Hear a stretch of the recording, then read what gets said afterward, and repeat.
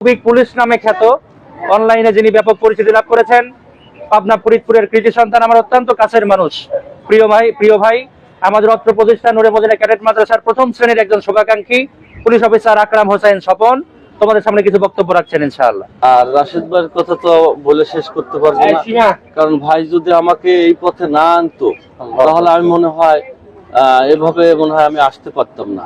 কারণ পুলিশে জব করার পরে সবকিছু ছেড়ে দিয়ে এই ভালোর দিকে লক্ষ্য নিয়ে আসা, এটা যে কত বড় একটা ব্যাপার, এটা একমাত্র আসলে আমি বোঝাতে পারবো না। কারণ এটা সম্পূর্ণ অনুদান হলো আমার এই রাশেদ ভাই।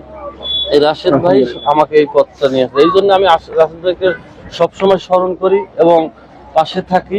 কোনো সময়ের জন্য আমি রাশেদ ভাইকে ছাড়ি না। অনেকেই অনেক কথা বলে, কিন্তু আসলে যার মাধ্যমে আমি এই আলোটা দেখলাম আর তাকে যদি আমি পাশে না রাখি তা তো হবে না। তো প্রত্যেকটা প্রোগ্রামই আমি রাশেদ ভাইকে রাখি এবং আমি এটাও আশা রাখি যে যতদিন বেঁচে থাকবো আমি রাশেদ ভাইকে জীবনে আমি ভুলবো না এবং আমার পাশাপাশিতে তাকে সব সময়ের জন্য রাখবো। আর তোমরা আমার জন্য দোয়া করবা, আমি যেন এভাবে কাজ করে যেতে পারি। আমিও তোমাদের জন্য দোয়া করি। এই মাদ্রাসা অনেক দূর চলে যাবে।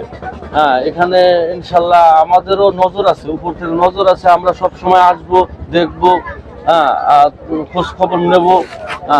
এই বলে আমি আমার বক্তব্য শেষ করছি। দেশটা স্বাধীন হয়েছে, বাট আমরা কিন্তু সত্যিকার অর্থে স্বাধীন না।